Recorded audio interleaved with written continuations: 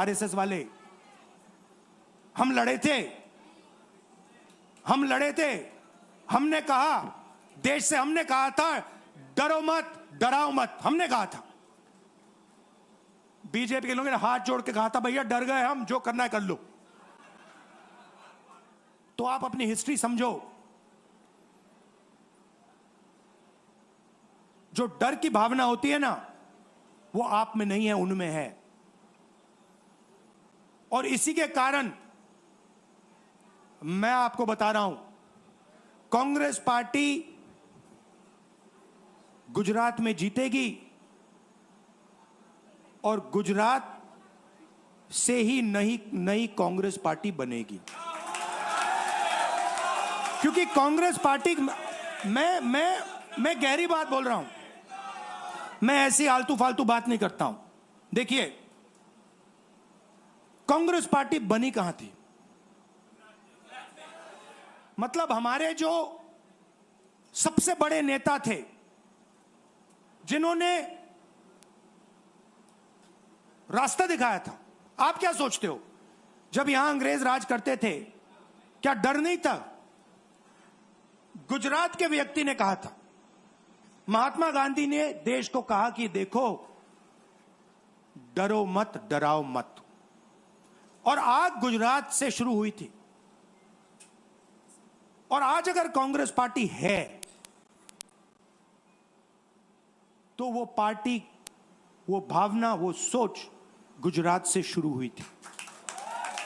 इसीलिए जब इन्होंने हमारा ऑफिस तोड़ा, मैंने सोचा भैया मौका मिल गया, अब हम इनको सबक सिखाएंगे। जैसे इन्होंने हमारा ऑफिस तोड़ा, वैसे ही हम उनकी सरकार को तोड़ने जा रहे हैं। अच्छा, अब मैंने डरो मत की बात करी, मगर एक शिकायत भी है। यह भी नहीं है कि कांग्रेस पार्टी गुजरात में कमियां नहीं है, ये कहना पड़ेगा। कमी क्या है? एक कार्यकर्ता ने मुझे बहुत अच्छी तरह बताया, कांग्रेस पार्टी के कार्यकर्ता ने, राहुल जी, कहता है मुझे, राहुल जी, ये कांग्रेस पार्टी में एक मुश्किल है, 2 तरीके के घोड़े होते हैं। एक रेस का घोड़ा होता है, दूसरा शादी का घोड़ा होता है। ये आप कभी कभी कांग्रेस पार्टी क्या करती है, रेस के घोड़े को शादी में भेज देती है और शादी के घोड़े को रेस में लगा देती है।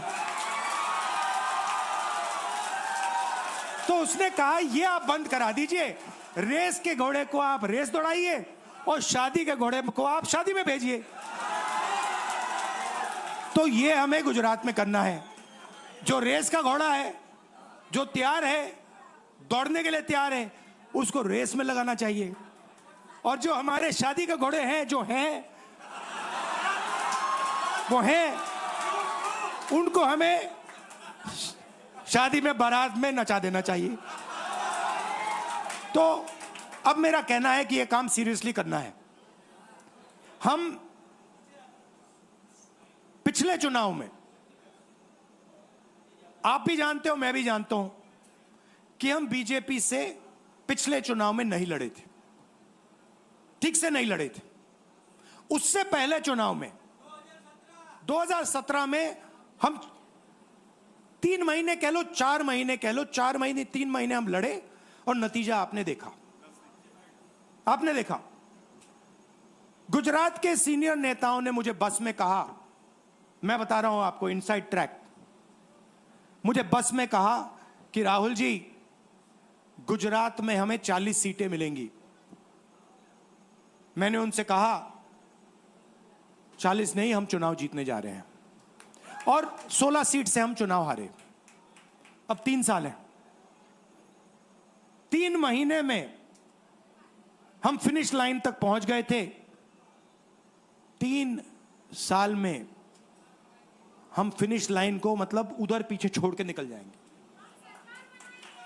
मैं आपको यहां कह रहा हूं कि आप लोग गुजरात में कितने साल बाद?